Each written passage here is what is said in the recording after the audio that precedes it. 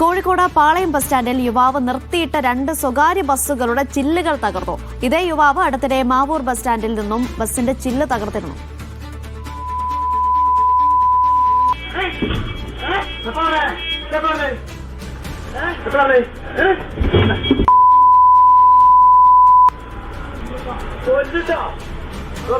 KT Vibeesh വാർത്തയുടെ വിവരങ്ങൾ നൽകാനായി ചേരുകയാണ്. വിബീഷ്, ഇയാൾ ലഹരിയിലോ മറ്റോ ചെയ്ത അക്രമമാണോ, അല്ലെങ്കിൽ ഇയാൾക്ക് മറ്റെന്തെങ്കിലും പ്രശ്നമുണ്ടോ? അനീഷ, ഉത്രാടം ഗ്രൂപ്പിന്റെ നീള, മഞ്ജു എന്നീ 2 ബസ്സുകളുടെ ചില്ലുകളാണ് ഇന്ന് ഉച്ചയോടെ പാളയം സ്റ്റാൻഡിൽ വെച്ച് ഇയാൾ തകർത്തത്. ഇദ്ദേഹത്തിന്റെ പേര് ഷിബിൻ ആണെന്നാണ് ഇദ്ദേഹവുമായി ബസ് ജീവനക്കാർ അടക്കമുള്ള ആളുകൾ പറയുന്നത്. ഇദ്ദേഹം മുൻ ബസ് ജീവനക്കാരനാണ് എന്നും പറയുന്നു. എന്നാൽ ഇക്കാര്യത്തിൽ വ്യക്തതയില്ല.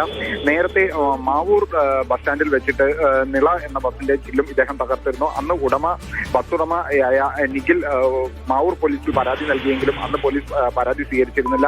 മുൻവൈരാഗ്യം എന്നോണമാണ് ഇദ്ദേഹം ഒരേ ഗ്രൂപ്പിന്റെ തന്നെ ബസ്സുകളുടെ ചില്ലുകൾ പൊട്ടിക്കുന്ന സ്ഥിതി ഉണ്ടാകുന്നത്. എന്നാൽ ഇക്കാര്യത്തിൽ എന്താണ് കാരണം എന്നത് ഇതുവരെ വ്യക്തമായിട്ടില്ല. ഇന്ന് മഞ്ജു ബസിന്റെ മുൻവശത്തെ ഗ്ലാസ് ആണ് പൊട്ടിച്ചത്. അതുപോലെ തന്നെ നീള ബസിന്റെ സൈഡ് വശത്തെ ഗ്ലാസുമാണ് പൊട്ടിച്ചത്. ജീവനക്കാരോടും ഇയാൾ അപമര്യാദയായി പെരുമാറുന്നുണ്ട്.